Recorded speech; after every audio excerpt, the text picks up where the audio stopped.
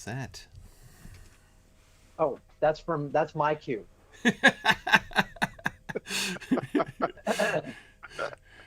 Well, I forgot about that. All right, I'm gonna give it a beat and then we'll go. Okay. Hello and welcome to this special Western Hemisphere Daylight Hours edition of the Silmarillion Film Project, coming to you live at like noon my time on the West Coast, and not at midnight Corey's time. Thank God for him. Although I believe that's your preferred time to be awake and functioning anyway. Yeah, I would just like But to yeah, point out that I am, in fact, just to give evidence that I, in fact, am up and around while the yellow face is in the sky. I try to avoid that, but see, it's quite possible. So there we are. but you are tucked away within as far underground as you could possibly It's get. true. It's true. Yes, I am in no danger of actually contacting the yellow face right now, as I am broadcasting from my crypt. I mean, my basement. But yes, all is. But nevertheless, the sun is still up, and so am I. So here we are. Yes. And yeah, so the reason we're doing this at a special time today is we're going to be talking about casting, and we're joined by our special guest, Hakan. You want to tell us a little about yourself really quick, man? Well, yeah, well, I don't know what to say. I'm here in Sweden, and the sun is setting, and I'm a Tolkien fan, and I've been involved in this bizarre project since it started. That's right. Yes, Hakan is one of our longest-standing yeah, supporters and participants in our discussion boards, and has been just doing wonderful work, helping out there, helping to moderate our discussion boards, and continuing to move the conversation forward in productive ways. And of course, the casting has been something, Hakan, I know you've been involved with particularly for a while as a sort of a fun project. So Hakan is here to help us with our discussion. So earlier in the season, we talked through each of the characters that we need to cast, right? We talked about what we were kind of picturing, and what we would sort of, hope for as we were, doing our casting call. Then the process after that, of course, was a series of nominations, right? So people were nominating folks that they had seen in different things, and then we had some final votes there for those. And now, the way that this works is, in principle, Dave and I could veto some castings if we choose to. It's happened before, not often, but it's happened before. But we'll see. We'll see if we get any vetoes today. We'll It's see not how outside chippy the we're realm feeling. of it's not outside the realm of possibility, but very unlikely. Yes, it is rather unlikely, and this is, of course, getting more and more tricky, honestly, as we move forward. I mean, the cast of the Film Project is enormous at this point, and it's not to say that we're running out of actors, but there's a lot of really interesting casting, and many people that I didn't know, which means we're like, once again, the Amazon people are following in our footsteps, as I didn't recognize most of the actors that they cast either. So again, once more, they're just following along behind us. Trailing in our wake. That's it. That's it. That's kind of what happens there. So, Hakan has provided in the slideshow a brief reminder of people who were cast before. This is our Melkor here in the top left of the slide. Our Fingolfin in the top right. We cast Tom Hiddleston as Fingolfin, as I did remember that. This is Aredhel. And we have Eol. I missed Eol briefly. Hang on, I want to go back to Eol. No, he's a shady guy. So. He is a shady guy, but he still deserves a less brief appearance on screen than that. Good to remember what he looks like as we're moving forward. Yeah, so these are some of the characters that are prominent in this season, and whom, of course, we already cast in previous years. So everyone who's appeared in an earlier season has already been cast. So the only people that we're going to be discussing The only people that we'll be discussing this season will be the people who are new, who have never appeared before. And so there might be some other times when we might want reminders of whom exactly we've already cast in established roles as well. But now, before we start, just some quick announcements. The primary announcement I have, of course, we just had Moot this past weekend, which was fantastic. It was a wonderful time. One of the highlights was actually a semi-spontaneous event that we did. We did a watch party of the Soviet Fellowship of the Ring film. Oh my goodness! Oh, like I have not laughed that hard in decades. It was so hilarious. It was just the best possible environment. I'd been saving myself for a time to watch that with other people. Anyway, so it was awesome. We had such a great time, and I am looking forward to. In fact, Dave, this is.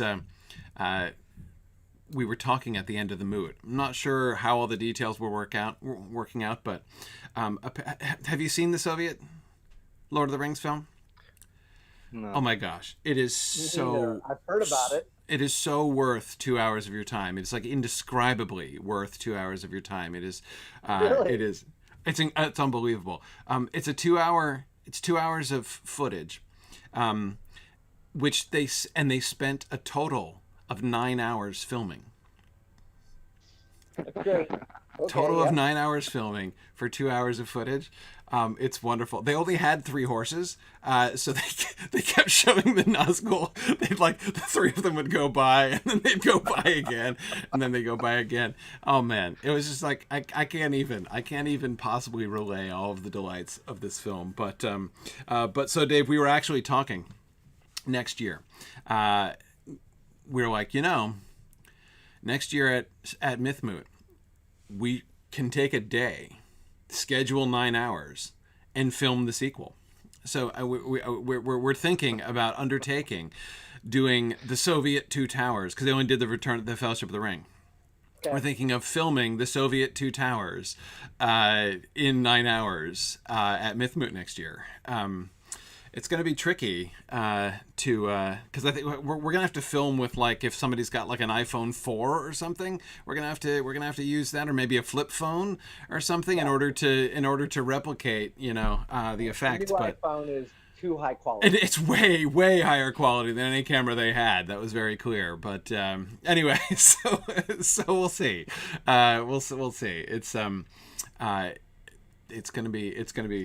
So we're actually considering undertaking this creative. Anyway, Moot was awesome. We had a wonderful time this year. And the primary announcement that I wanted to make looking forward is that we are excited to move back into our regional Moot program this year. We're starting up our regional Moots. I am hoping to do a full round of regional Moots this year. Starting with New England early in the fall, September, early October. Middle Moot is happening already. That's already definitely scheduled on October 9th. Hoping to get back around to all of the Moots we've done before. Bay Moot, SoCal Moot down there by you, Dave. Sunshine Moot, Magnolia Moot in the southeast, all kinds of things. So we're and also there's, in addition, several new Moots that we are going to be introducing this year.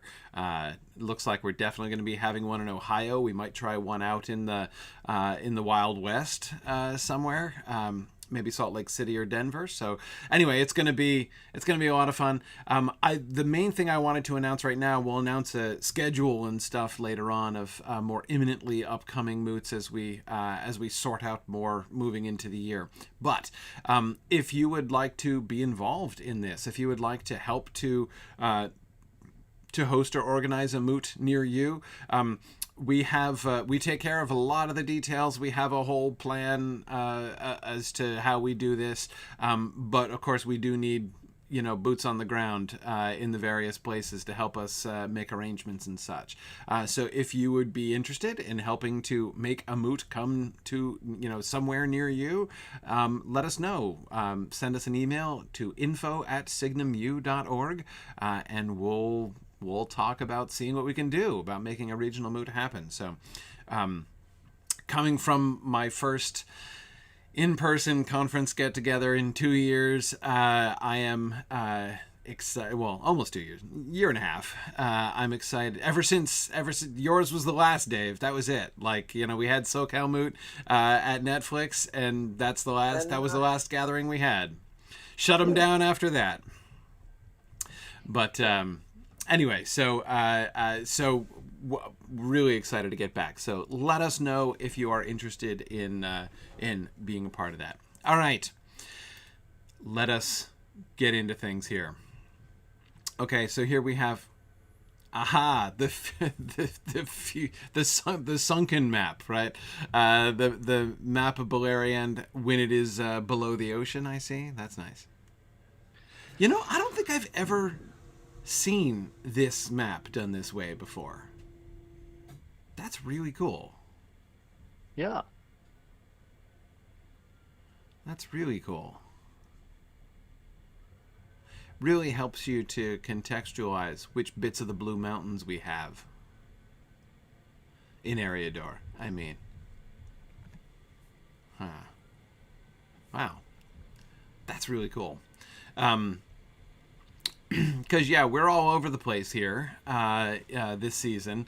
Not only, of course, focusing, as we are primarily focused up here in the north of Beleriand, but also, of course, we're headed all the way down to Harad for our frame. Yes, right. 4 actors from the southern land, right? And 13 for the main tale in Lost Beleriand. Cool. All right. So the frame. Oh, this is awesome. Archematis Personae. Casting the frame. Yeah. So we have 4 primary characters. Azraindil, who is the queen. And these are, of course, they're designed to be Adonaic names because this is, this was a city that was originally established by, or conquered at least, by the Númenóreans.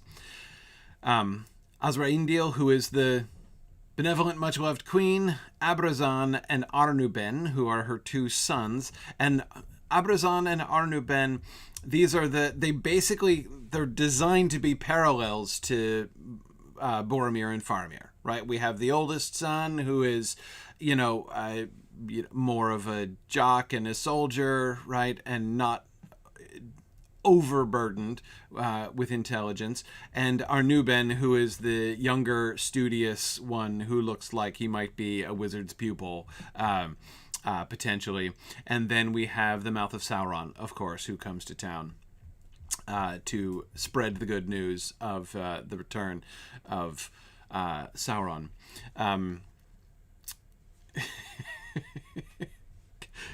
Okay, can I share one other Myth Moot story?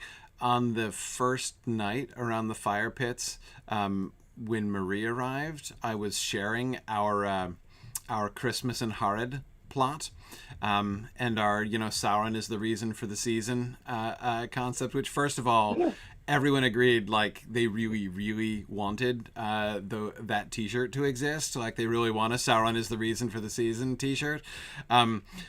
But this immediately led to a round of making of like parody Christmas carols. When Chad Bornholt was suggesting the name Sanitar, so he immediately started composing "Here Comes Sanitar, Here Comes Sanitar," and. Yeah, it was. There was a running joke about the Sanitar Christmas carols all the way through. So the concept went over big with people at Mythmoot. But anyway, but we're not here to talk about Sanitar. Okay, so we have these 4 people to cast. The nominees for Azraindil. Okay, Taraji Henson from Hidden Figures. Okay, I have not seen that, but I recognize her. Adjoa Endo from Invictus and Bridgerton. watched that, recognize her. And Octavia Spencer, also from Hidden Figures. Okay. Let's see. And the winner is... Okay, Octavia Spencer. Yeah, great. Love that. I love not casting a skinny queen. I think that's really good. I think that this really fits. Yeah. Solid win for Octavia Spencer. I think it's good. I don't know her work, but just kind of like she looks exactly. I love like the sort of the friendliness of her face, right? She looks really welcoming. She looks exactly like the kind of queen that we're looking for, right? The kind of queen that we're looking for is not someone who is aloof, right? Somebody who you can imagine her kind of, so I'm picturing her like walking around the marketplace, and like talking to the people and smiling. She would be like the mom of the little kingdom, right? That's the whole idea here, and I think that would be really, really. I think she'd do very, very well. I like the. She's got a great range too. She's played a lot of different roles. She obviously she was a scientist in Hidden Figures. She's been a superhero in a Netflix film called Thunder Force. Pretty sure she was she was the villain in a horror film. All right. So it's like I think she's got a lot of range that she can bring to this role as well. She can embody a lot of different like personas. Yeah. She was also the grandmother in The Witches, the recent version. True.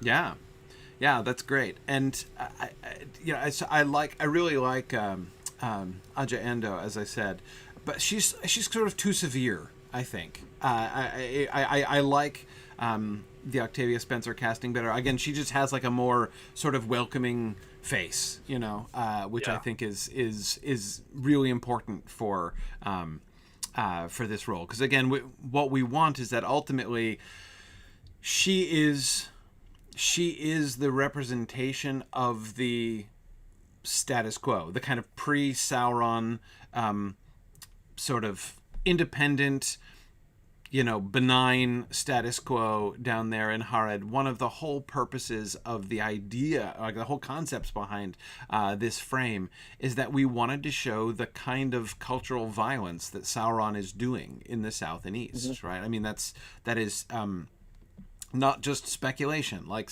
Tolkien described the kind of cultural violence that Sauron was deliberately perpetrating in order to get more thoroughly morally and spiritually dominated soldiers for his armies.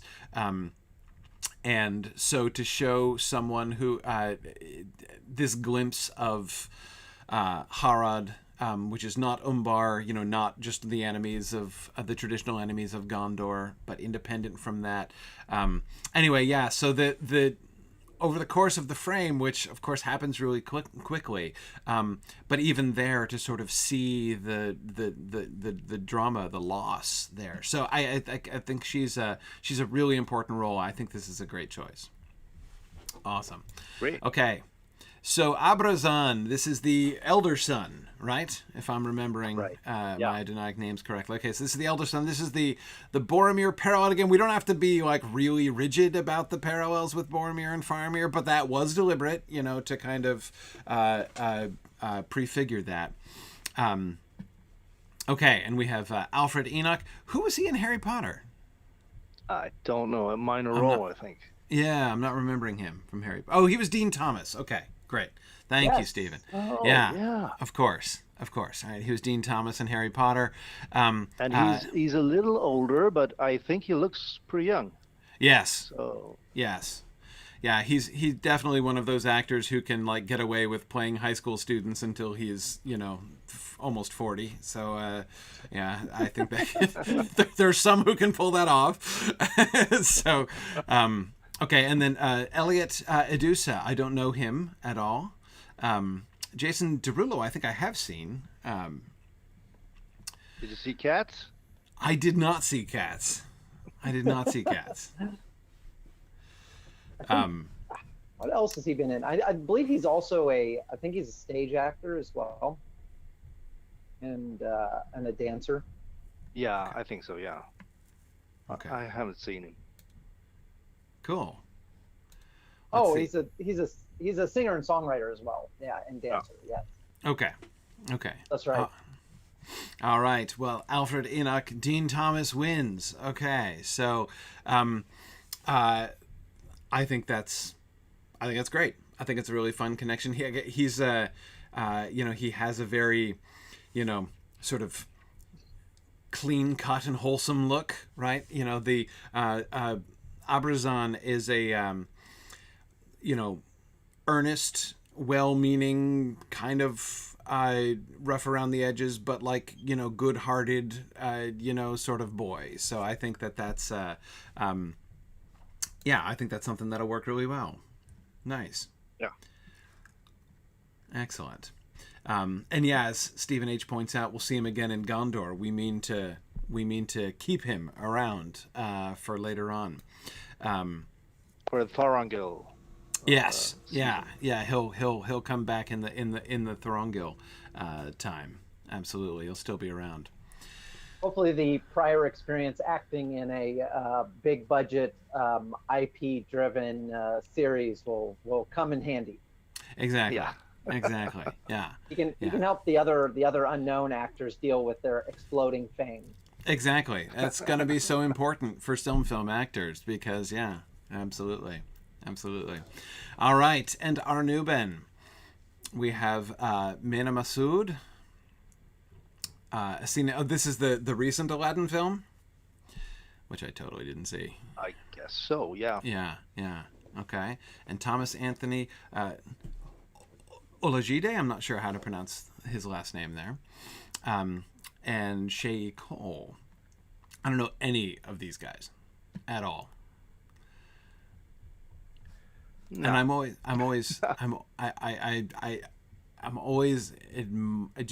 very admiring of the ingenuity of our folks who,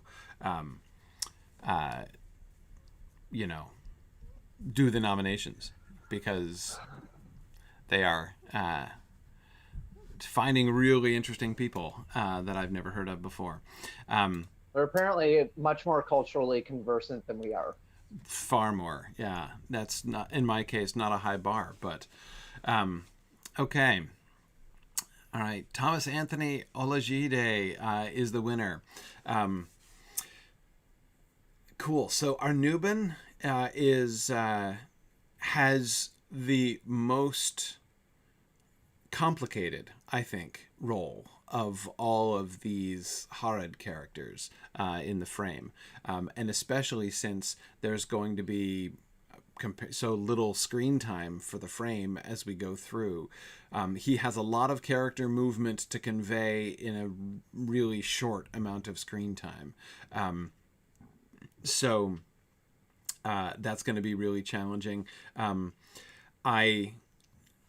I really like so in this picture here, like the look that this, he has a very like sort of shining boyish cheerfulness in this picture, right, which I think is really awesome as we move through. Arnuben is clever, he's smarter than his brother, is a better talker than his brother, but is also relatively naive. So watching him change over the course of the frame is a really important thing. So that's going to be the really interesting challenge for the actor. So I think that's really cool. And finally, the Mouth of Sauron. So we definitely had decided to cast the Mouth of Sauron as a woman coming into town, and we have. All right, we have Zoe Saldana. I did not see the Curse of the Black Pearl, Pirates of the Caribbean, so I don't know her from that. Tania Miller, Alfred Woodard, and Faye Yvette McQueen. Let's see. Now, hang on a second. I have definitely seen Captain America: Civil War. Whom did Alfred Woodard play there? a pretty minor role. Mm-hmm. She confronts Tony Stark right at the beginning about the death of her son in I think it's in I can't remember if it's there's the confrontation at the beginning with the what's his name, Crossbones, that results in blowing up a building. Yes. I think that's her son dies there, and then she confronts Tony Stark about it. Wait a second. But Isn't that the same woman who played the mob boss in Luke Cage? yeah, yes, yes. Yeah. So Okay. one of the rare occasions where they've allowed someone to play multiple characters Yes. within the ostensible MCU, although the Netflix series have kind of gotten shunted off. But yes, Right. Yeah. Okay. she is, Because yes, I was I can't alarmed remember what by the name of that. character is. Yeah, I was alarmed by that because I had seen Luke Cage, so I knew her from Luke Cage, and so when she appeared as a minor character, I was briefly confused for continuity reasons, which is why that really jumped out at me. Okay, all right, no, I definitely know her, and of course Zoe Saldana. Stephen is pointing out that of course she is, Margaret. Joyce was pointing out that she's the one who plays Zoe in Guardians, or the one who plays. In Guardian of the Galaxy, Gamora in Guardians of the Galaxy. Yep. Painted green. So of I gotta course, say that Alfred Woodward's role in Luke Cage seems extremely applicable. yes. She. The combination of like the outward charm with the sinister sort of kind of plotting behind the scenes and kind of the willingness to do really bad things. Yes. Yeah, absolutely. But she is not the winner. Tania Miller is the winner. So now, hang on a second. What was Tania Miller from? What would I know her from? The Haunting. Years and Years is a British TV series. Mm-hmm. Okay. I don't think I've seen her in anything. I have less to comment on with her. I will say though. She was in Haunting of Bly Manor. I was gonna say I knew her from something. Okay. She's really good in that.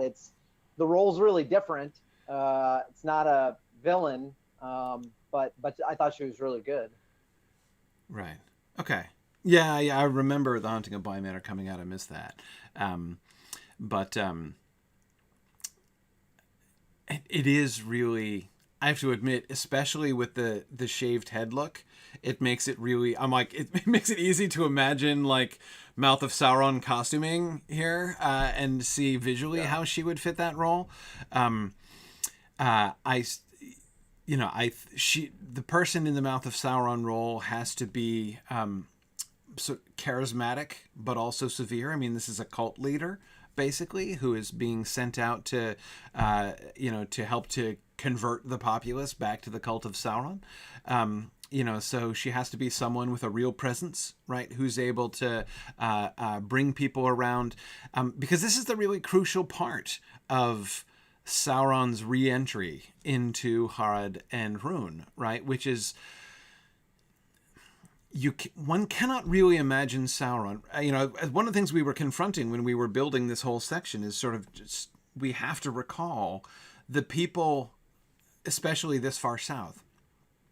It's been 3,000 years since they were ruled by Sauron, right? I mean, this is the ancientest of ancient history to them. And so, but of course we were imagining ways in which it's still tied to their concept of their historical roots, like they still have legends from that time, and they part of the origin story of their city comes from that time, so there would be dim memories of it, but there is no way in which Sauron can return to places like this and merely say, hi, I'm Sauron, I'm back, come worship me and do horrible things in the company of orcs right away. Like, they're not going to be into that, right? That people are going to take some convincing. And so the early stages of reconversion to the worship of Sauron, to the allegiance with Sauron, is going to be really tricky. And so this time when we have the mouth of Sauron coming around, and there's got to be a positive appeal, right? It's not like this sort of like, come join the armies of evil, right? Like slaughter the innocent, like that. That's not the appeal, right? That's not gonna work in a place like this. And so she's a sinister figure, but she needs to be a really compelling figure, and she's going to be working this right in a way which is going to first be inspiring certain sons of local rulers to believe that this is a good thing, a strong thing from their past and their history. This is something that preserves who they are, that kind of gets them back to their ancient glories and things like that. These are the kinds of appeals that are going to need to be made by the mouth of Sauron at the beginning. This is definitely not... if you think about the speech that was delivered, that Glowin reports, from the messenger from Mordor who comes to Erebor, right, that he reports in the Council of Elrond. This is not that kind of appeal. This is not the Lord Sauron, promises and threatens. This is not that, right? This is a much more subtle, this is a much more grassroots, a much more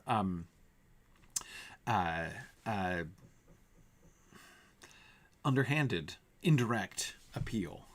So anyway, so I think this will be really interested. So Stephen H. where was asking to be reminded where this is, but where the city. So we are imagining we have invented a little city state in far Harad. It's on the coast, but it's south of Umbar, so it's not part of. So the Umbar is sort of a separate thing, right? It's the nearest to Gondor. They have, of course, closer Gondorian roots. You've got the whole Castamere thing, right? The exiled usurper of Gondor. They've been having wars back and forth until recently.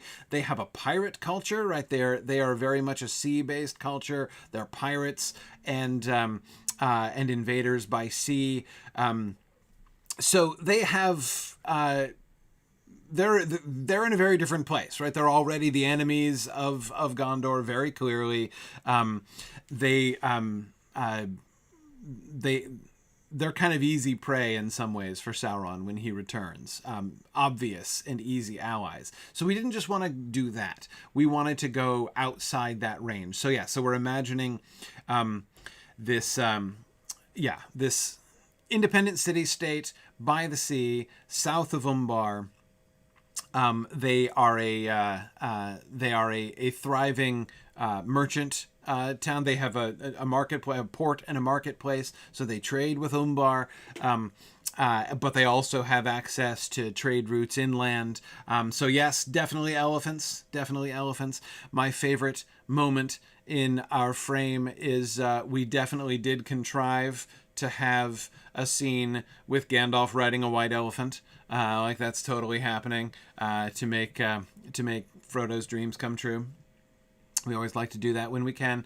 Anyway, yeah, that's our Harad concept. But yeah, so Tania Miller here will be playing our most challenging role, I think. Arnuban, I think, is also pretty challenging, but to do our Mouth of Sauron attempting to make inroads here in this old Númenorian, post-Númenorian, very post-Númenorian city-state down there. Okay. All right, so those are our 4 frame rolls. So we've got now men, of course, are our primary casting spot during the season itself. We have a couple new elves, importantly. We have I think the 2 most important elves that we're introducing here are Pengalov and Maeglin. Maeglin, of course, this is probably the most important elf role that we are putting. He's the casting I've been most looking forward to in this season, actually. Pengalod, of course, is not mentioned in the published Silmarillion. He is a scholar from Gondolin. When Tolkien, especially later on in the after he wrote The Lord of the Rings, was doing his Silmarillion revisions, Pengalod was a figure that he invented to be one of the primary transmitters of lore from the Elder Days. So he imagined Pengalod in Gondolin and being the one who was the primary scribe and historian, writing things down. A lot of Pengalod is the elf voice in the frame, basically, of the Silmarillion in Tolkien's later writings. And Elrune, we invented Elrune.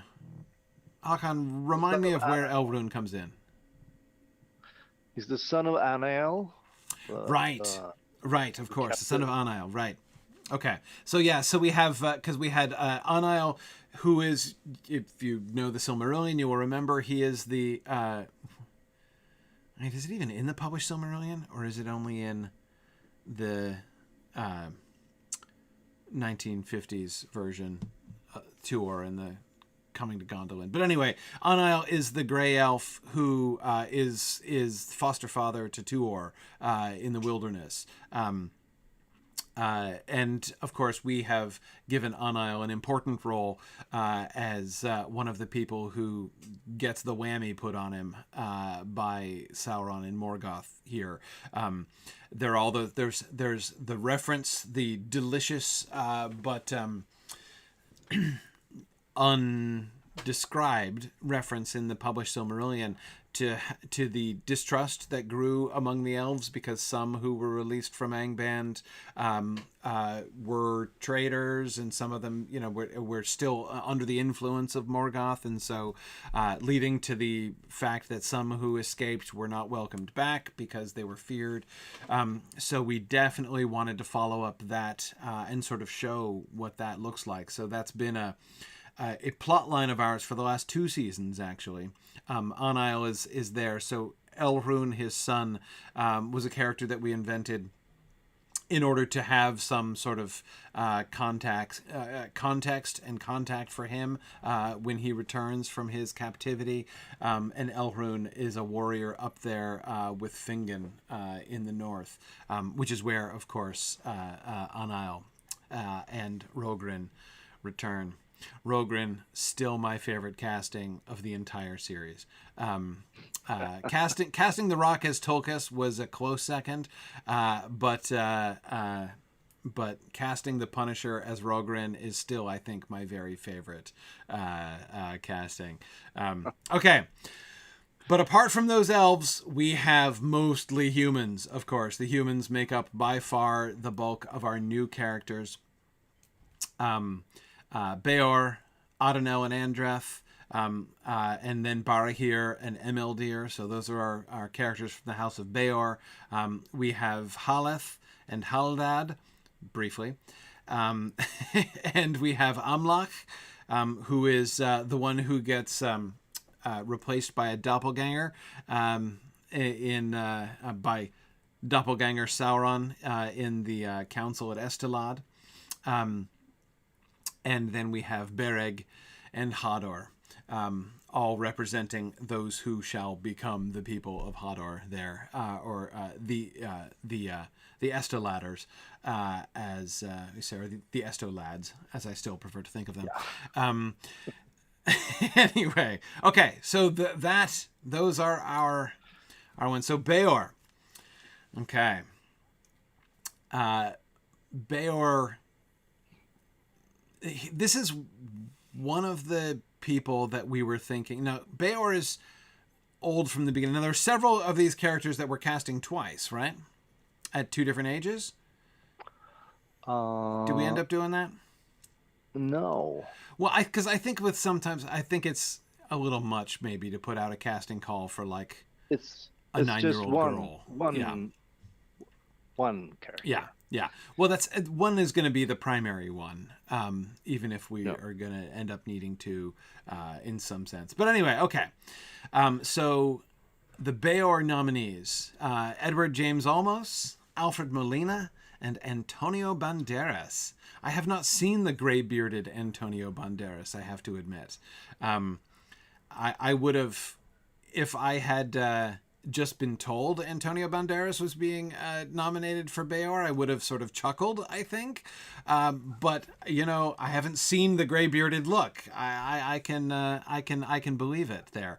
Of course, Bëor is most famous for being old, right? He dies of old age and is the first human to die of old age in the witness of the elves. And so his death is that, he is primarily associated both with his, first and foremost, with his friendship with Finrod and his leadership of his house, but secondarily with his age and with mortality itself, right? He is the one who introduces the elves to the entire concept of human mortality, which they're still kind of struggling to understand and understand the implications of as we move forward throughout the season. Okay. Yeah, there was some talk on the forum that he should be able to sing reasonably well. Yes. And both, I'm not sure about Edward James Olmos, but the others are documented singers. And Alfred Molina actually sang in Fiddler on the Roof. So he's quite a singer. Right. Yeah. If he can. So he played the lead in Fiddler on the Roof? Yeah. Yeah. Okay. Right. Well, that does cover it then. No question. If he can do that role, he could definitely do Bëor. Yes, it is true. Oh, good. Margaret says he was awesome. She saw him in that show. Great. As Tevye. Yeah. No, he's the one I know least of these three. What else was Molina in that I might know? He was in the Ten Commandments? Whoa. Spider-Man 2, you did see that? Spider-Man 2. Now, which Spider-Man 2? So, Tobey Maguire. The Tobey Maguire Spider-Man 2. Yeah. Okay. He was Doc Ock. He was Dr. Octopus. Okay. I don't think I did see that one. I was so confused. This was like during the Spider-Man years, right? When there was like a different Spider-Man coming out every other year, it seemed. And I got so... I like to be completionist about these things, but I got confused and stopped watching after a while until I did start following along again when the new Marvel Cinematic Universe started coming out. But yeah, I was confused then. You get to be confused again very soon, Corey. I'm sure I will be confused again soon. They're bringing back all those people for the next Spider-Man movie. Nice. Good. I'm glad to be confused again. Okay. All right. Brianna is chiding me because she said the original Spider-Man 2 is the best one. Okay, well, maybe I'll go back and see it. I haven't, as I said, I got confused and retreated in confusion. Okay, cool. Let's see. And Alfred Molina wins. Okay, I think that's great. I think that he, because we should be able to play him, because this person is going to need to age, but he starts off like middle-aged at least when Finrod meets him. He is already the seasoned leader of his people as he is guiding them across the mountains, and then of course he's going to eventually be 90 and die of old age. So it has to be somebody who can kind of accommodate. I'm forgetting the exact time gap in the show, in our show, like what the date was when he originally arrived, but I think he's maybe in his 50s or something like a 30-40 year gap between episode 1 and episode like 3 or something like that. It's a significant gap. But yeah, somebody who can be a senior statesman at the beginning and then aging on to, advanced age in the first few episodes. Yeah. And I like his one of the it was when I saw the nominations, Edward James Olmos is a great nomination.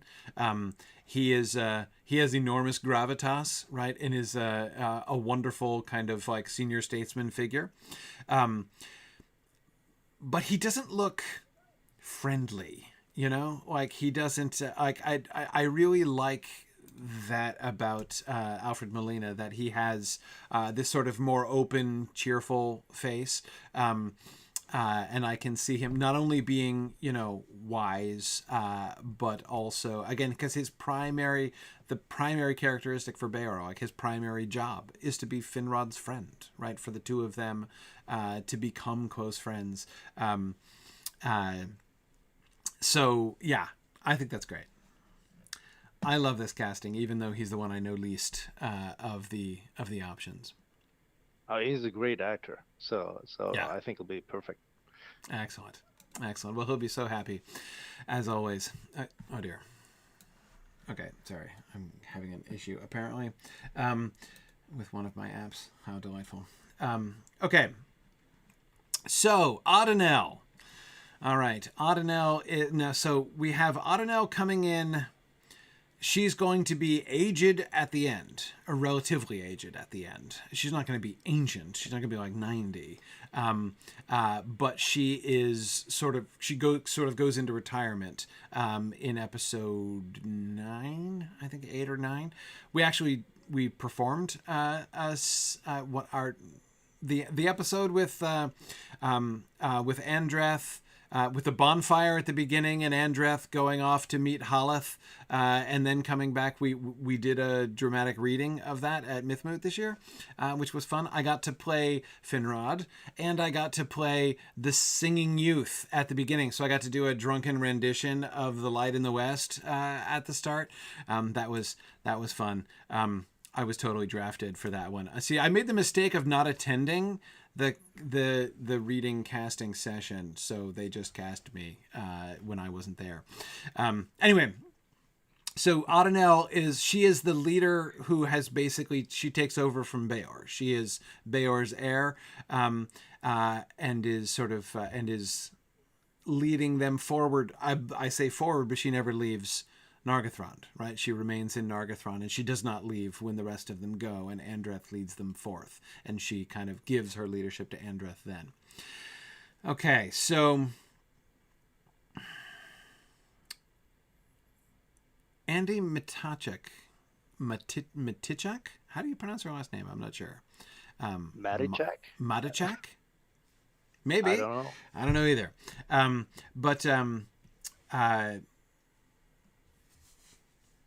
Her face looks familiar. I know her from something, but I'm not sure what I know her from.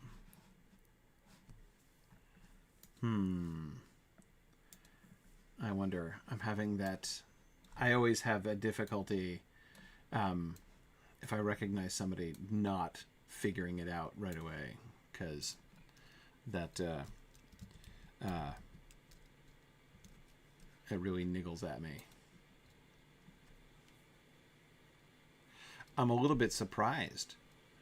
It's like we have like a whole set of female nominees, none of whom I think was in Game of Thrones, right? It's kind of unusual.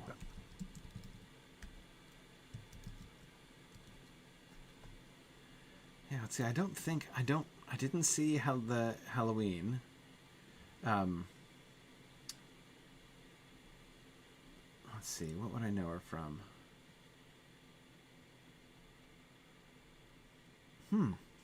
Not sure. Anyway. Okay. Dave, do you have any thoughts? Do you know any of the things that these women have been in?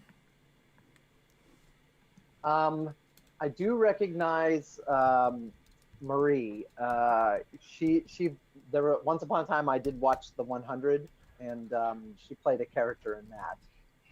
I don't remember exactly what character, but and I don't know that it necessarily translates well to Adenel's character. So it's a thoroughly unhelpful comment. Right. Well, that's it. At least as much as I got. Yeah, I don't think I know any of them from anything. That's kind of amazing. Wow. Yeah, I'm just like sort of searching to see if I recognize any of them, and I'm not sure I do. Wow. No. Okay.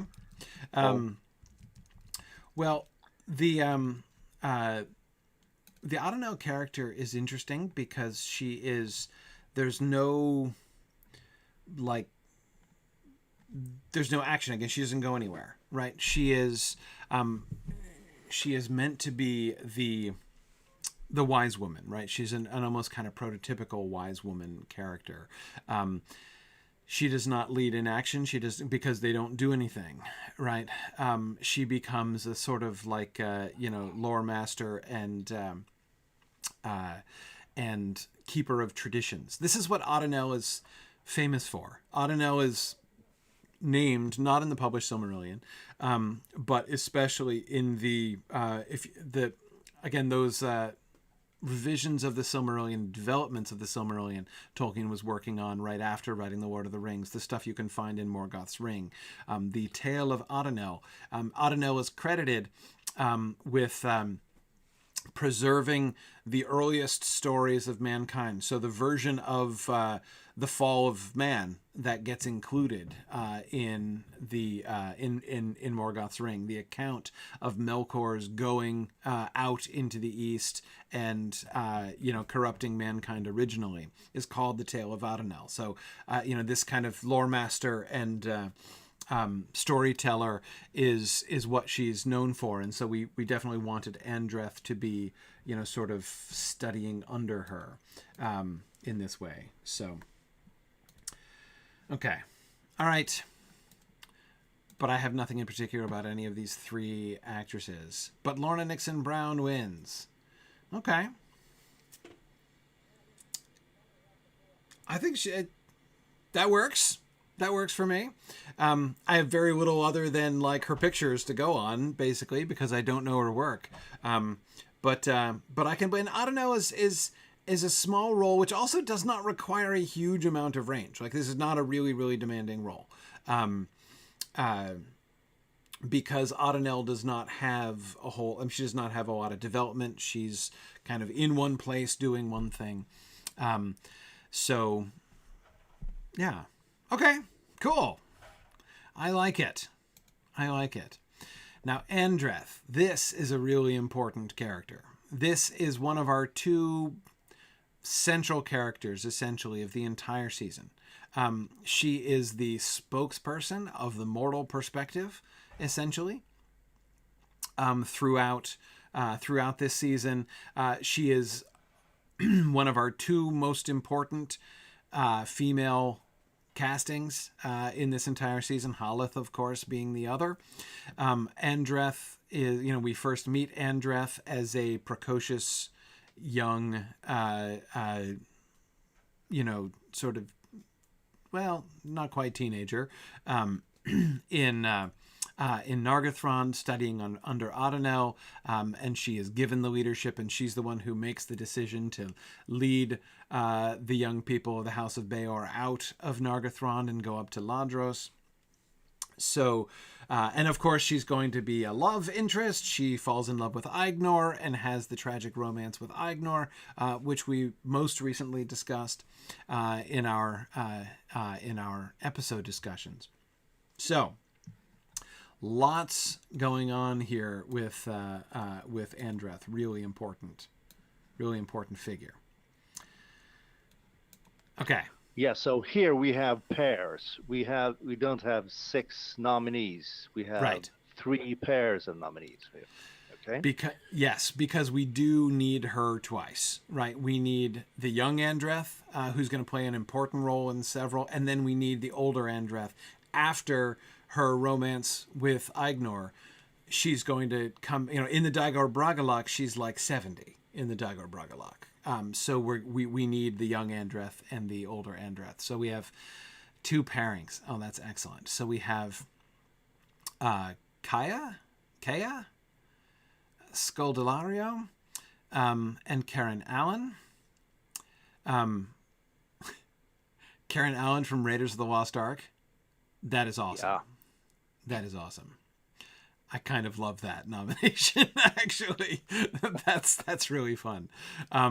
Felicity Jones. Oh, from Rogue One. Right. Okay. And Maribel Verdú. Okay, I don't know her. I still have never gotten around to seeing Pan's Labyrinth. I've never seen it. Yeah, it's fantastic. Yeah, no, I've heard wonderful things, but I've never seen it yet. And then Olivia Thirlby from Juno. And Marina Sirtis. Okay. Right. Deanna Troi. So interesting. So both the first and the third pairing have are bringing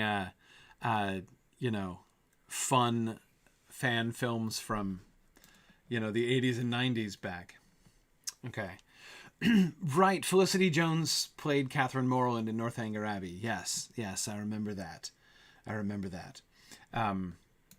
Yeah. Oh, these are wonderful. Could I just say, even before we see who won, these are wonderful pairings. I think that any one of these pairings would work really, really well. I think that's these are very remarkable older, younger Andreth options here. Very cool. And the winner is Olivia Thirlby and Marina Sirtis. Okay, so we get this was a tight race, was it, Hakan? Yeah, okay. It was. I think the third pair was just another vote down. So right. Yeah, that is close call. Yeah, that is a close call. Okay, all right. So I think we get Deanna Troi as the elder Andreth in the Dagor Bragollach. Kind of love that. I think that's really fun. Yeah, that's interesting. That's very interesting. I don't know Olivia Thirlby very well, but she was in Juno, but I don't particularly remember that role. Yeah, me neither.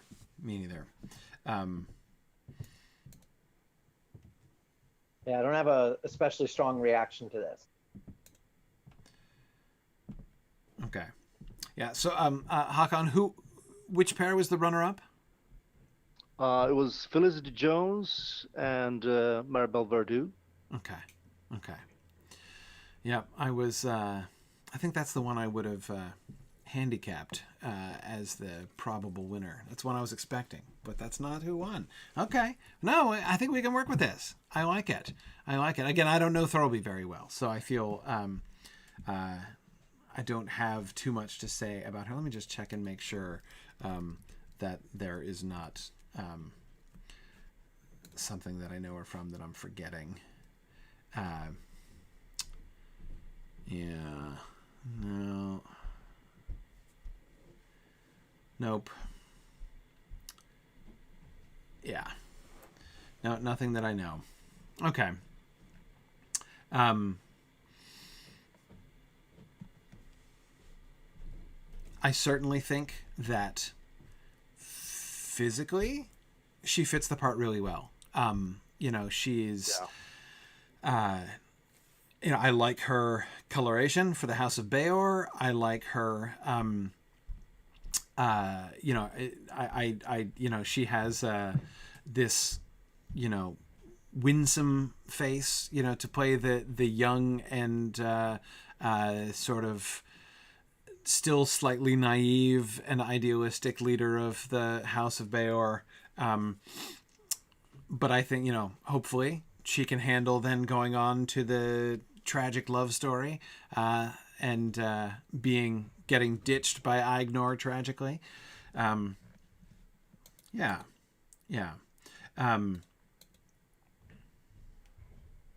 Okay. Yeah, no, Stephen, I didn't see Dread.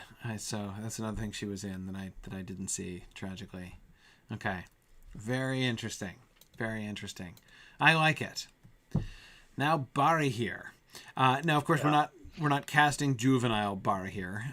We would need a a pediatric Barahir as well, but we're not gonna do that. So the Barahir nominees are Santiago Cabrera, Lin-Manuel Miranda. Okay, all right, that's someone I know. Oscar Isaac.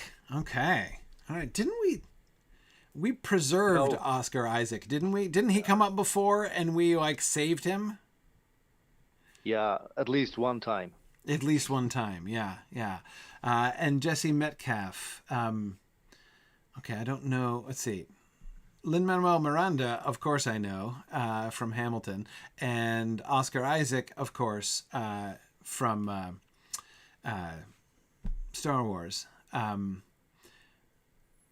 Cabrera and Metcalf, I don't know though.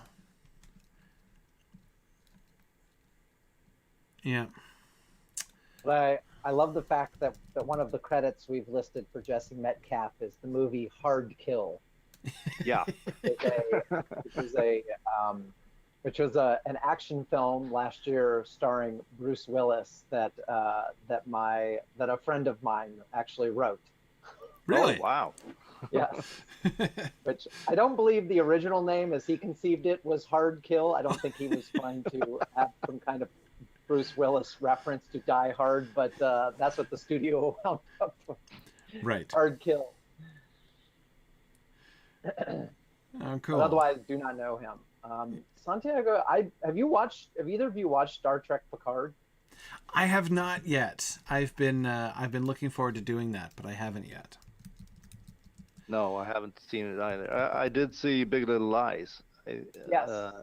And I think he was some kind of love interest. The theater guy? I don't recall. Yeah. I'm not sure. I remember he was in it, but I don't remember what his character was. No, I don't think he had a beard then. Yeah. Okay, but this is a guy who has played Sir Lancelot. He's played Aramis from the Three Musketeers. Yeah. He's been in Star Trek. It's a pretty good resume for some film, all told, I would say. Yeah, I don't think I've seen any of his stuff.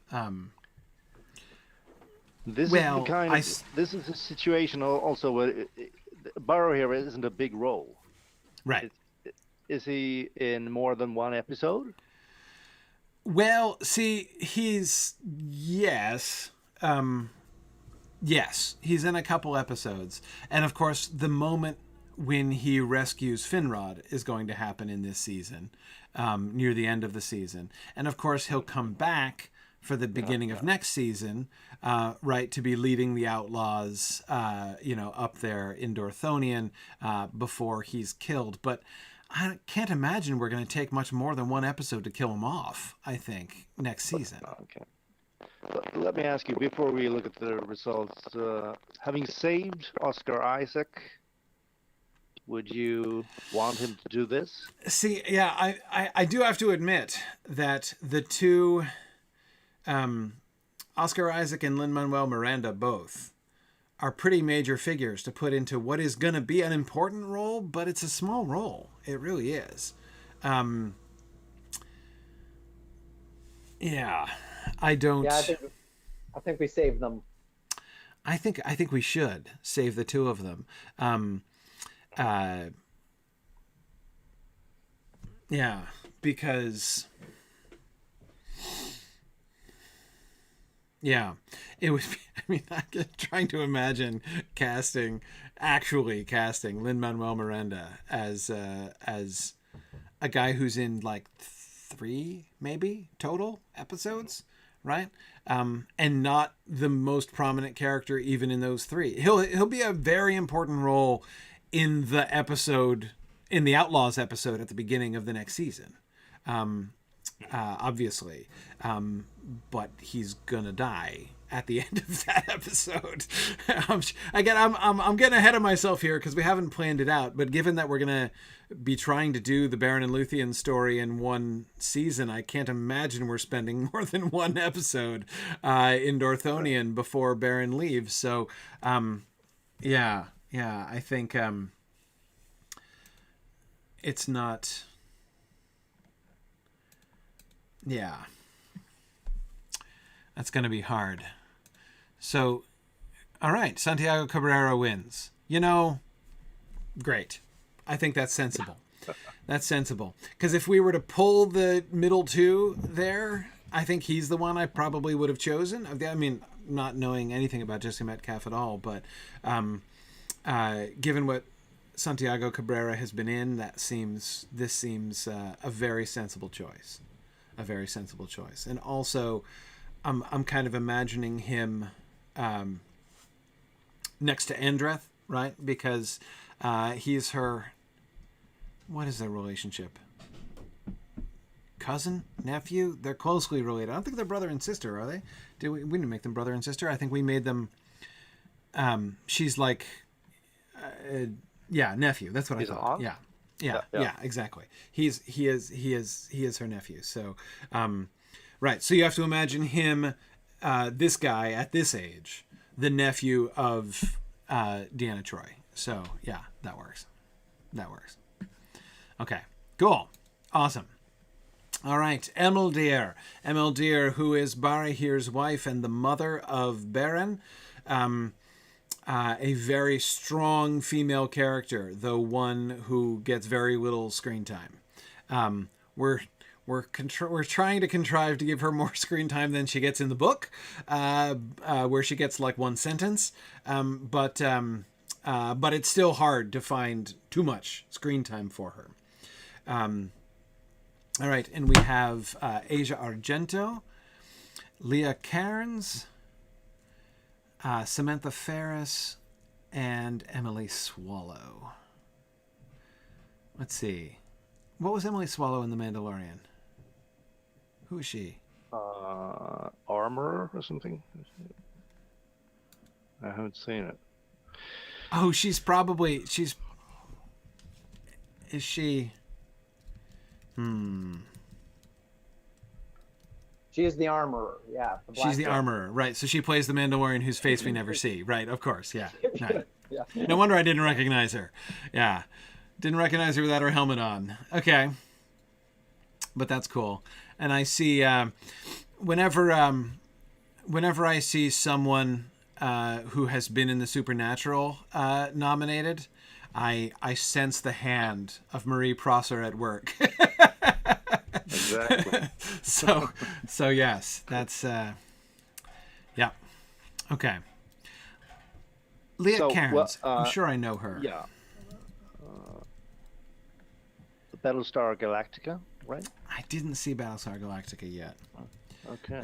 That maybe needs to be my next the next thing I catch up on. Huh. Man, you left that one for a long time. I did. Well, this is what I do. I just saw the classic Doctor Who a few years ago, Sure. I did that project. I did Babylon 5 after that. So, there's a whole bunch of things that I just missed, so that I'm trying to catch up on. I don't think I do know her stuff. Her name is familiar to me. But yeah, I don't think, just looking back through what she's been doing, I don't think I do know her. Okay. Do you have any thoughts or reflections? Of course, the only one of these four women that I think I know is the one whose face I never saw. No, Marie and I had a brief discussion about the ethnicity of these nominees. Mm-hmm. Do they fit the House of Bëor? And Marie said herself it was those two supernatural nominees perhaps were a bit on the margin of being fit for the House of Bëor and the Mediterranean look that we have established. Mm-hmm. Mm-hmm. Yeah, I can see that. I can see that would be as you say, a little bit on the fringe of that to some extent. But yeah, so I was just seeing if I knew Asia Argento, and I don't think I do.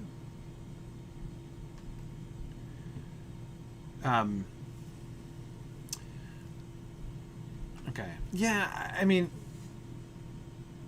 we were sort of thinking a little bit sort of darker. We don't want anyone who looks too sort of Nordic, you know? And obviously none of these are very blonde Nordic-looking people. No. My thought is, as far as the sort of ethnic-looking coloration that we're looking for, I think Asia Argento is probably closest of these four. So just picking by picture and thinking about sort of what we're wanting to do with the House of Bëor, she would probably be my choice, just knowing nothing about which indeed I do know nothing about any of them. That would be my immediate choice. But also, she, I think we talked about, Emily Swallow one. We talked about you wanted her to be scary. I don't know how important that is, but yeah, to you. which I suspect is one of the if Emily Swallow played a Mandalorian, how tall? I bet she's tall, isn't she? If she looked tall, they certainly made her look tall in the Mandalorian. But let's see. What's her actual height? I'm looking this up. If you go back a slide, I listed that. Oh, we listed that? I missed that. How did I miss that? 5'7". Okay, 5'7". So not very tall, but she's the tallest of them. Yeah. Right. Yeah. So I mean, Emeldir she does need to be sort of physically imposing, right? She is Barahir's wife, and should pretty much look like she could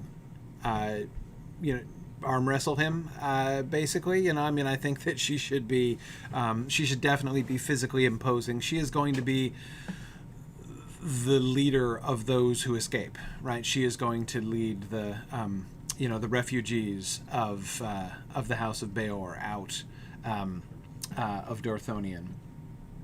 So she's definitely she needs to be. She's a physically powerful character for sure. Yeah. Okay. Cool. No, but I think it's fine. I think that will. I think that will work. I like the fact that she's a little taller. She's not hugely tall, but we wouldn't want her to be very much taller than Barahir. How tall is he? He's 6 feet. Okay. Okay. Cool. That'll work. All right. Next is Haleth. All right. Now this is important. This is important. Where it gets exciting. This is where it gets exciting. All right. So we have Yadira Guevara Prip. Okay, I have not seen Star Trek Discovery, so I don't know her. I still have not yet seen Supernatural, Marie, someday I'll do that, Marie. I promise. I keep meaning to get around to that. Ritika Singh, Naomi Scott, and Ada Sharma. I feel like I know Naomi Scott, but I might be wrong.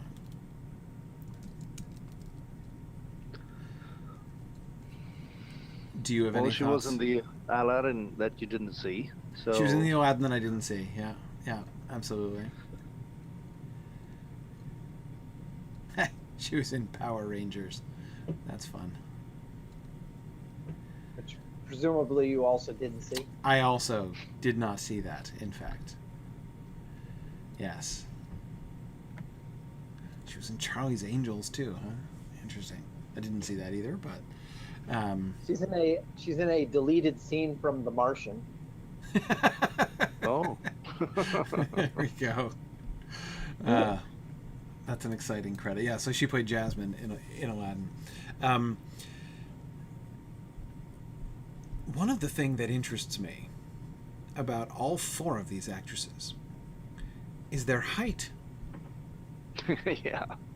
They're almost all short. Ada Sharma is 5'5", which isn't pronouncedly short. But a 5'2" or a 5'3" Haleth is interesting. It's interesting. It's not impossible, right? It's not impossible. Somebody who has a very powerful presence. I mean, she's got to be physically powerful, right? And she needs to be able to project an authoritative presence, which height helps for that. Like, there are no two ways about it. Height helps for that. I don't think it's absolutely essential. Yeah, now Nick is reminding us that Haleth only has to be tall for a Haladin woman, who are short as a rule. So that's true. That's true. She only needs to be locally not terribly short. But if the Haladin are much shorter than 5'2", they are going to be quite short indeed. Yeah, it's a challenge. It's a challenge. Yeah. They could be related to the Harfoots, or well, exactly, right. I mean, that's kind of what I'm thinking here, right? This nomination process was pretty tough because we decided that we wanted the House of Haleth to have an Indian or Pakistani look. Yes. So we looked into Bollywood, and most of those actresses don't have a fighting look. They don't look like fighters. Right. So, but for instance, Ritika Singh she's an MMA fighter turned actress. So they can fight, some of them at least. But I like Yadira Guevara's look, her face. Yes. Yeah, I do too. I think I think hers is the face I like as Haleth most. She has this, like, Naomi Scott's adorable, but she's a little too adorable for me as Haleth, right? Like, the girl next door look is not right for Haleth, right? That's not what we want for Haleth. Yadira Guevara has this this sort of sterner look, which I definitely agree with you on. Ritika Singh does look like she can handle herself, though. Certainly, of all of them, she certainly looks toughest. But it's not that they have to. It's not the actresses themselves necessarily have to actually fight. But yeah, this is. I totally appreciate how difficult were the parameters we established for this. Yes. Okay, so who won the election? Okay, Yadira Guevara Prip does. Okay. Well, this is a good look here, a good Haleth look there. What film is that from? It's from the series C, I think. Let's see. Yeah, C. C. Oh, is that the one? Is that the series about like when the whole race goes blind? Is that that one? I'm not sure. With Jason Momoa? Yes. Yeah, that's right. Yeah, that's the one. Okay. Yeah, no, I didn't see that. But I remember seeing trailers for that. Okay. Oh, hey, look, she was in Star Trek also.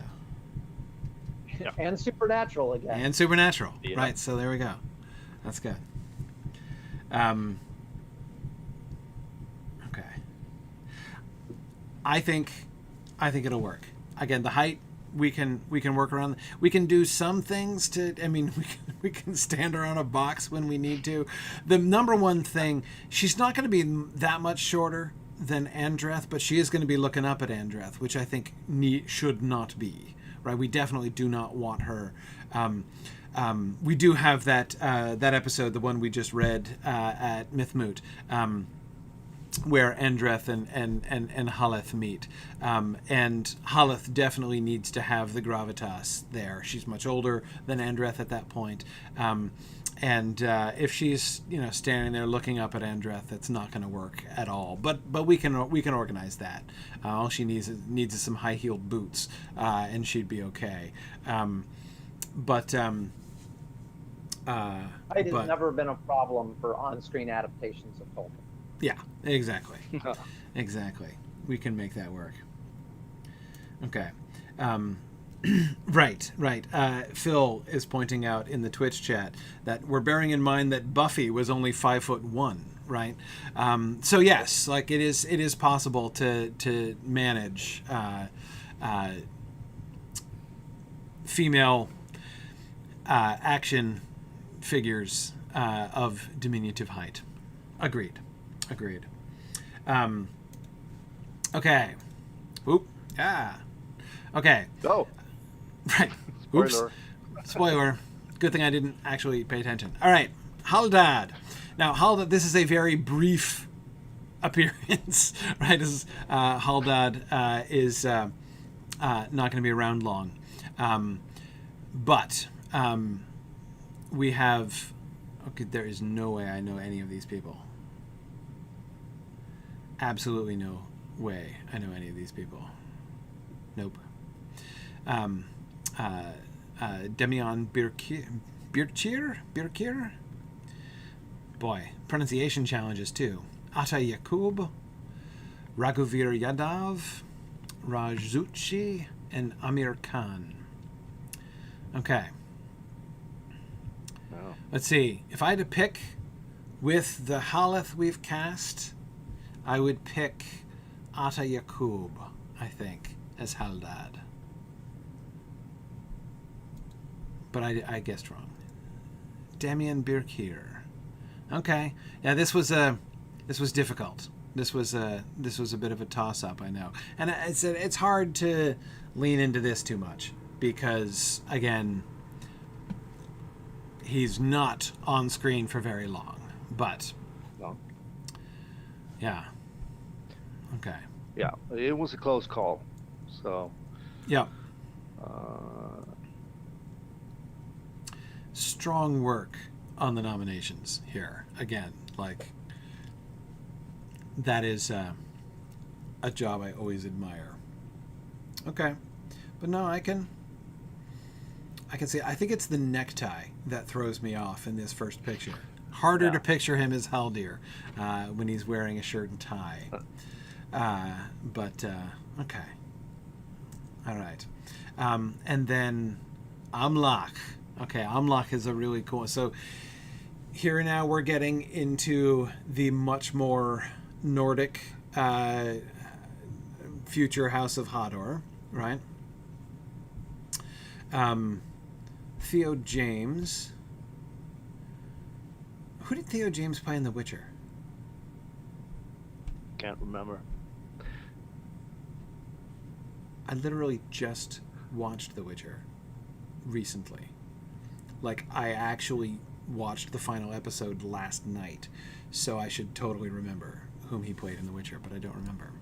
Some prince there? Let's see.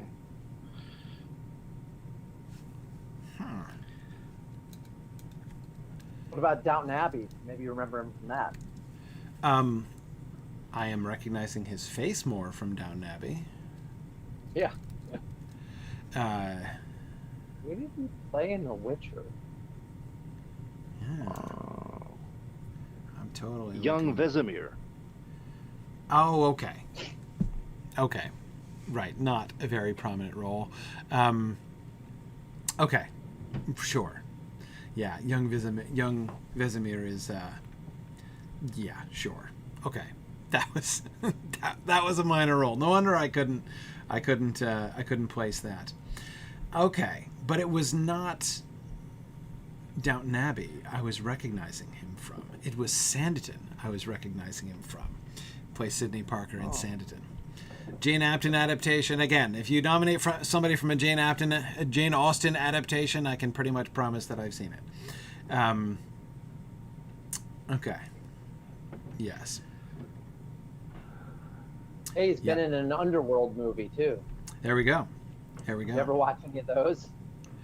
I saw that. No, first. I haven't yet. Actually, I haven't. I've thought of going back and doing those, but again, I got confused. Right. Okay. Okay, and then there's Jai, Courtney? Jay. Jay? Jay. Okay. there And we go. he's not 57 years old, by the way. He's 35. So Okay. That's all right. Ben Lamb, Wyatt Russell, and Sergei Onopko. Okay. By some kind of coincidence, the first three were in Divergent. So if you've seen that, but different people nominated them, I think so. Really? It's just Really? a coincidence. Yeah, no, I did not see that, so sadly I am not. Let's see. I did, however, see. Okay, no, that doesn't help.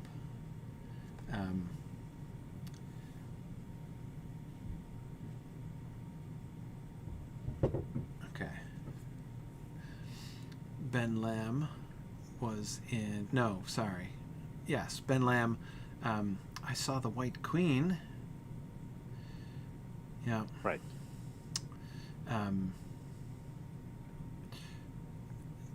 Tudor age historical pieces are also things I am very likely to have seen. Okay. And he was briefly in Victoria as well. Okay. Right, but I don't really know his work in any of those things exactly. And I have not yet seen The Falcon and the Winter Soldier, so I don't have that for Wyatt Russell. Okay. Well, Amlach, of course, is a one-episode guy. He may make a return later on. He's going to go up and be with Maedhros, so we may return to him with Maedhros in future seasons. I can easily imagine Amlach playing a significant role when we get up to the Near Ninth Arnoediad. I suspect that we at Silmfilm will not forget that Amlach went up to join Maedhros when we get to the Near Ninth. And probably, I don't know if Nick could probably tell me whether Amlach is going to make an appearance during the Dagor Bragalach or not. He might, with Maedhros, up there in the north. But he is primarily in one episode, in which he's impersonated by Sauron. Okay, so let's see. Whom did we choose? Ben Lamb. Okay. Okay. Cool. Cool. As I said, I've seen several things that he's been in, though I don't remember him very clearly from those. But I can definitely support this. Yeah, the House of Hador is going to be, as I said, these are going to be. This is, sort of the distant ancestors of the Rohirrim eventually. So, yeah. Oh, right. Yeah, I forgot. Nick, you're right. He's dead by then. I forgot how much time had passed between the one and the other. So we're not going to see Amlach again. So he's just a one episode guy. Yeah, thanks, Nick. I'd forgotten that. I always have a hard time keeping the chronology in my mind when we're going through. Okay, cool. All right. Good. I can get behind that. Bereg, the guy who is arguing against. This is the guy who is at. So these are the these two plus Hador are the three primary debaters at the council at Estelad. Amlach is the guy who is arguing for war, essentially, against the elves. Bereg is the guy who is who wants to leave and go back to Eriador. And then, of course, Hador is the one who says we should join up with the elves. Mackenzie Crook from Pirates of the Caribbean and Game of Thrones. He was also in something else I just recently saw. Where did I see Mackenzie Crook? I know I saw him recently.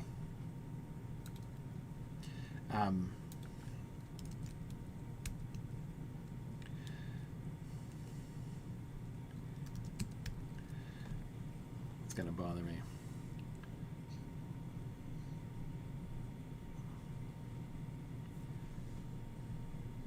Ha! Ha! I didn't know he was in Watership Down. That's fantastic. Yeah. He played Hawkbit in Watership Down. Oh, I'm sold. I'm sold. Not that I was a huge fan of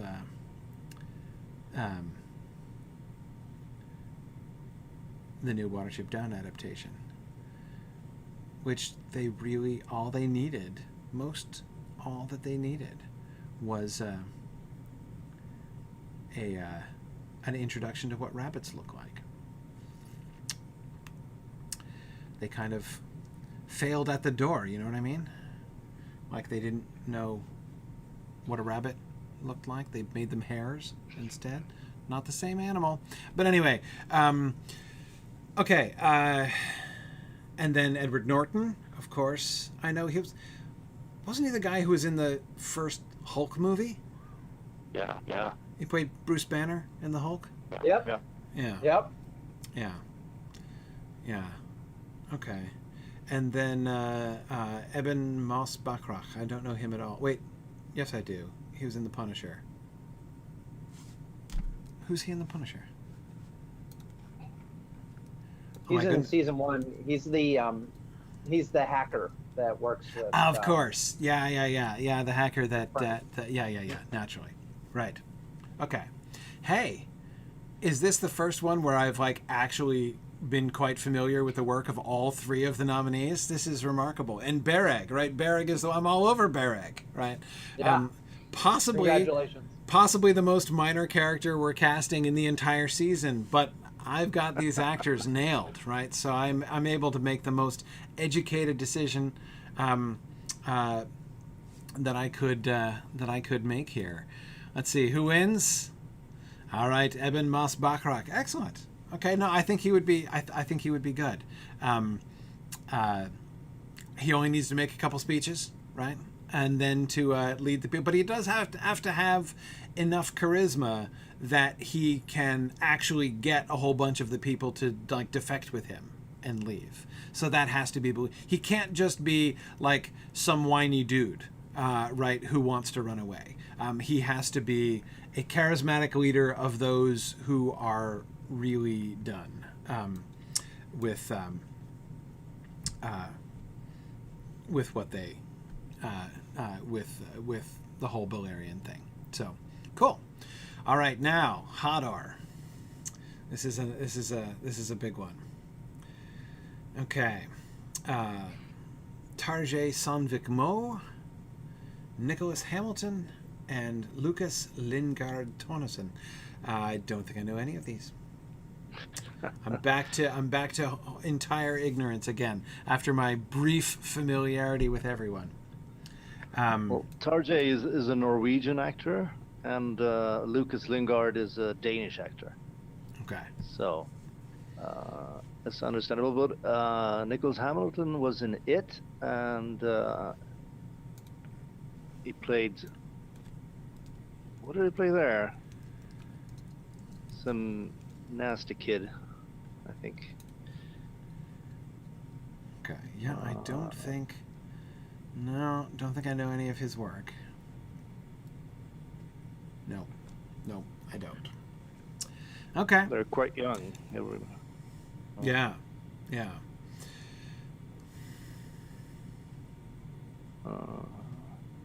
If I had to, Dark Tower. Yeah.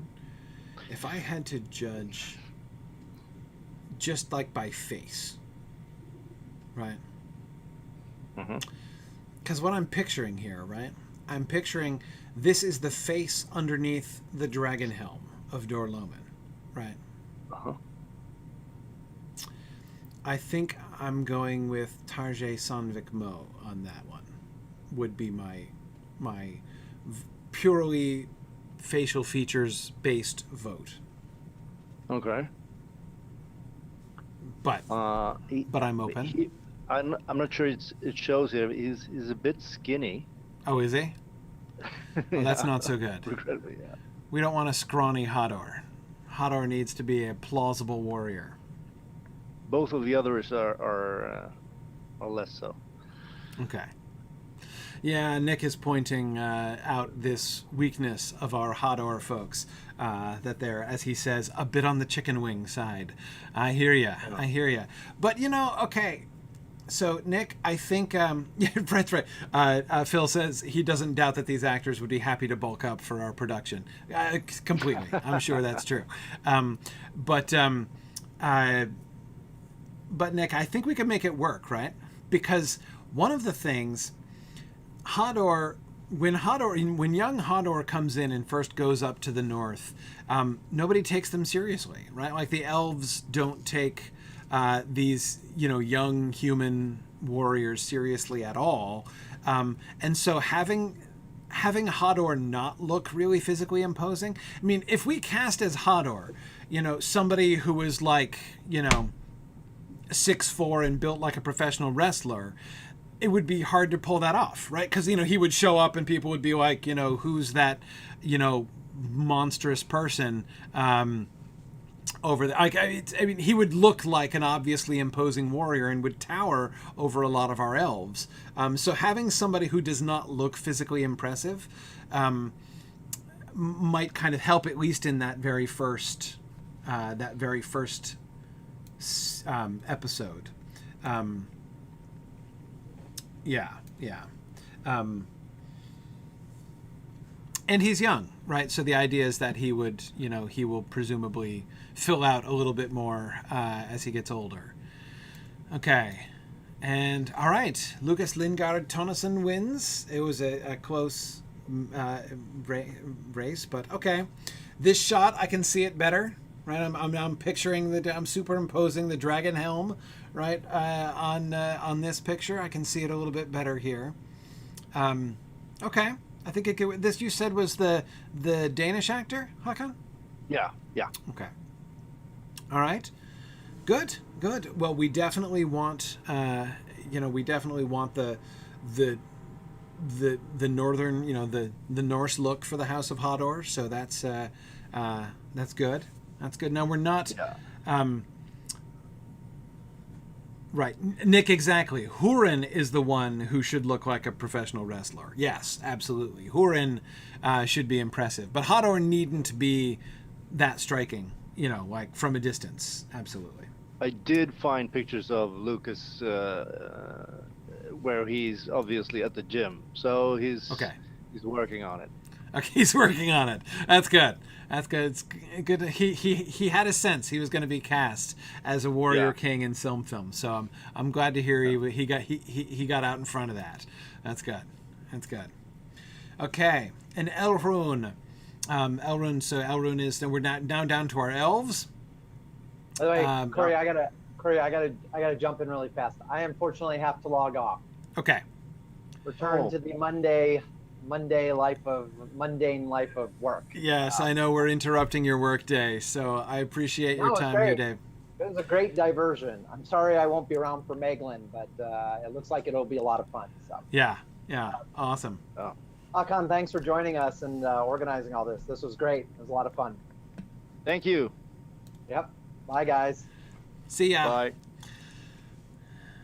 Okay. Yeah, it was glad Dave could join us for most of the time here during this time slot, which I know is right in the middle of his workday. Yeah, that was great. Okay, so we only have a few left, just our handful of elves at the end, right? Elrune, we won't spend a whole long time on Elrune because he's a very minor character. He's one of the Sindar. son of Anile, as we said, and I think once again I don't know any of these people. No. Emilio Sakraya, Amit Chana, and Jitendra Kumar. And we have Emilio Sakraya. Okay, right? And we got him with his father Anile there. Good. Yeah, I like that. That's a good pairing. I think it works. Yeah. Cool. He's not going to be a major character, but he is going to get some lines. He is going to be on screen. So yeah, that's good. That's good. Yeah. Yeah, you wanted him to be stern and grim, so I think that'll work. Yep. Yeah. Yeah, exactly. I do think it'll work. All right. Pengaloth. So Pengaloth, the scribe of Gondolin, and here is where we have Thomas Brodie Sangster that we were talking about before, from Queen's Gambit and Game of Thrones and Love Actually and several other things. Isaac Hempstead, right? And Asa Butterfield. I don't know Asa Butterfield, I think, at all. Isaac Hempstead, right? Let's see, who was he in Game of Thrones? Oh, he was the kid, the Stark kid, who became king. Bran, right, Bran, right, okay, No right, yeah, he was Bran, right, of course, Yeah. right, okay, so we've got Bran Stark and Jojen Reed both nominated against each other here for Pengaloth. Okay, and again, I don't know Asa Butterfield at all, but let me figure out who Asa Butterfield is because he beats both of them. Okay. Interesting. All right. So tell me about Asa Butterfield. Well, he's been a bit of a child actor. He was in Hugo Cabret. It was quite a successful movie a few years back. He played Ender in Ender's Game. Okay. Ender's Game, yeah. Yeah. Okay. No, I did see that.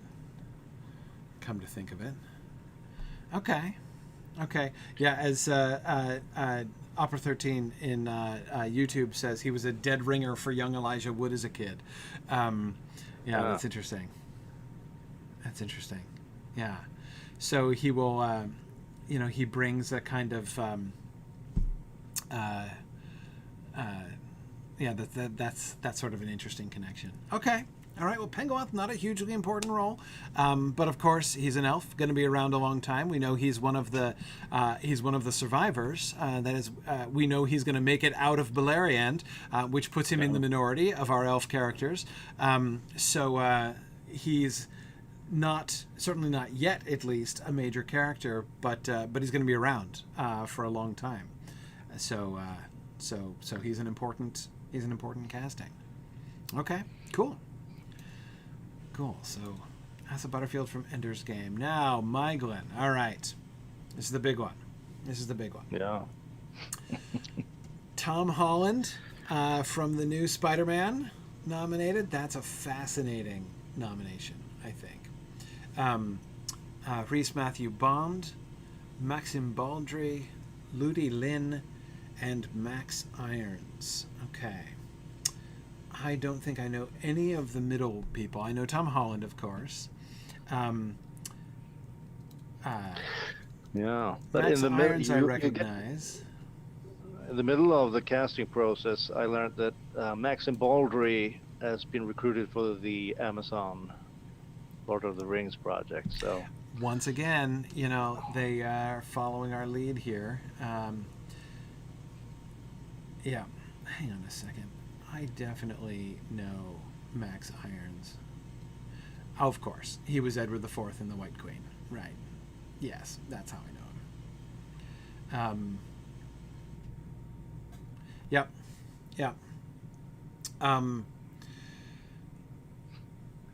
I think Tom Holland, I think, is clearly the best known of these guys.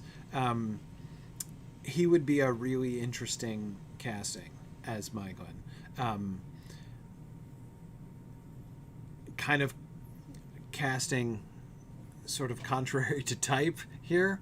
I would not have guessed him as this. I think he could probably pull it off, but it's it's a little bit surprising that casting.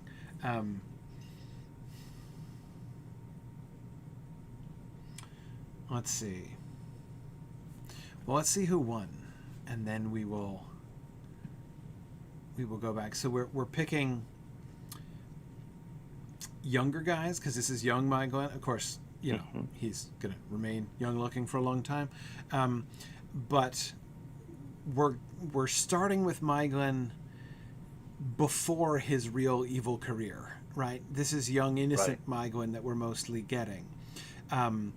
And though we are going to get him to Gondolin by the end of the season, so you know the last Myglen stuff that we're going to get are a slightly creepy meeting of Idril and his looking on at the execution of his father. So those things we will get. Wait, so Max Irons actually is Jeremy Irons' son? That's true? Yeah. I didn't know that. Huh. That also helps to explain why his face looks so very familiar. I have seen him. I mean, I have seen his work. I definitely saw him in The White Queen, but that's why perhaps he looks even more familiar than he should. Fascinating. Okay. All right. So who is the winner of the Myglen election? Okay, Maxim Baldry. All right, so here we're going to get some... Do we know... We don't know who he's going to be in the Amazon series, right? No. That'll be interesting. That'll be interesting. Well, I will be thinking about this, certainly, when those announcements finally come out. Concerning which, by the way, I'm really surprised we haven't heard any more. They've not been... Amazon has been doing surprisingly little with releasing stuff. You know, they've not given us anything in a really long time, which surprises me. But anyway, it'll be very interesting to see whom he gets casted at. I bet you he's going to get cast as an elf in the Amazon series too. So it will turn out very interesting if like our Myglen ends up being cast as like Celebrimbor or something in the Amazon series. Yeah. So. Yeah. Interesting. Yeah. Well. Okay. Phil says Amazon just announced some more casting. Yeah, but that's not helpful, right? That doesn't count. I don't even count that, to be honest. Like, the casting is like a little bit interesting, but it's not very interesting, right? Until they actually tell us who is playing whom, that's something, right? That would be something, right? But just giving us a list of actors, that does not help. We know Galadriel. Right. Yeah. Yeah, well, I hear. So Stephen H is saying, you know, a challenge with Myglen here is that he's this casting might be a little bit harder to kind of sell as, you know, Mark Strong and Charlotte Riley's son. No, why? You don't think so? You like it? No. Yeah. Take a look at the next slide. Okay. Oh, here. Let's see. What's the problem? Okay. Yeah, I can see it, especially with Mark Strong, I think. Yeah. I like that. You can see how his face is so much softer than Eowl's, right? Which I really like, right? Okay. No, I think it can work. I like that.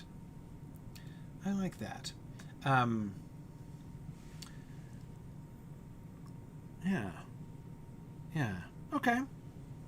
I think it works.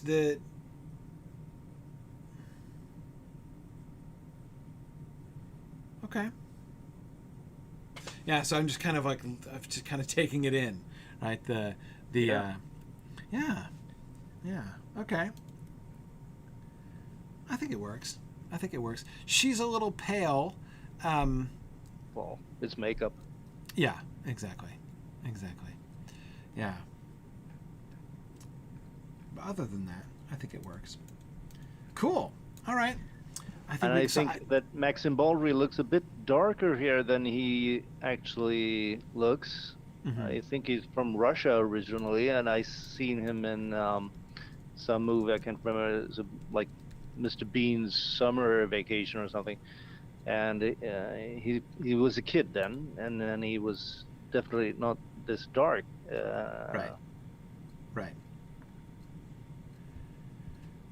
Right. Yeah.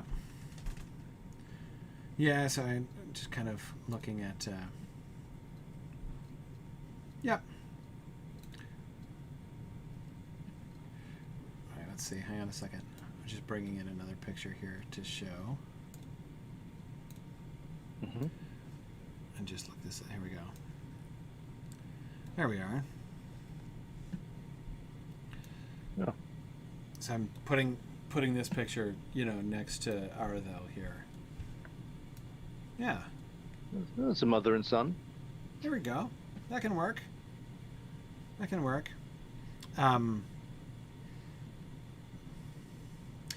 Yeah. Nick, I agree. Like, his features are weaker than both his parents, which I like, actually. Yeah. Because both Eol and Aradel are very much stronger characters than Maegwyn. In a sense, there's a sense in which weakness, I think, is really crucial to Maegwyn's character. That he should be a weak character. I mean, he is gonna be the traitor. So he needn't look evil. Like, I don't think he's not a sinister character. More weak than sinister is how he should look, and willing to be conniving and but yeah, okay, cool. All right. Yeah, he's like a likable narcissist. Right. Exactly. And he has to be likable because he gets followers in Gondolin, right? So, yeah, absolutely. Well, cool. That is awesome. I think, then that finishes our science. So fantastic. So thank you, Hakan, for this. This is wonderful work by the casting team, as always. I no vetoes anywhere up and down. I was getting ready, right? If we had cast like Lin-Manuel Miranda as Barahir, I might have vetoed that, but we didn't. They made exactly the right choice, all up and down. So I think that's a lot of fun. Awesome. So thank you for this. Our next session. Oh my goodness, I'm totally forgetting when our next session is. I think our next session is in 2 weeks, yeah? On the 15th, I believe, is when our next... It's either the 7th or the 15th. I'm not sure which one it is. Oh, it's next week. That's right. It is next week. Okay. It's the 8th. We've been, for Moot and other travel that I had, we've been shifting episodes around, so I've totally lost track of which day we're on next. But right, okay, so next Thursday night we will be back to our normal time, and we'll be doing episode 10 as we continue moving forward towards the Dagor Bragalok next time. So yeah, awesome. Thanks everybody for joining us. Thank you, Hakan, for Thank you. It was joining great us being here. And thanks again for everything you've been doing in support of this project from the beginning. So lovely to talk with you as always. All right. Thank you, everybody. And I will say, as always, thanks for listening and Godspeed.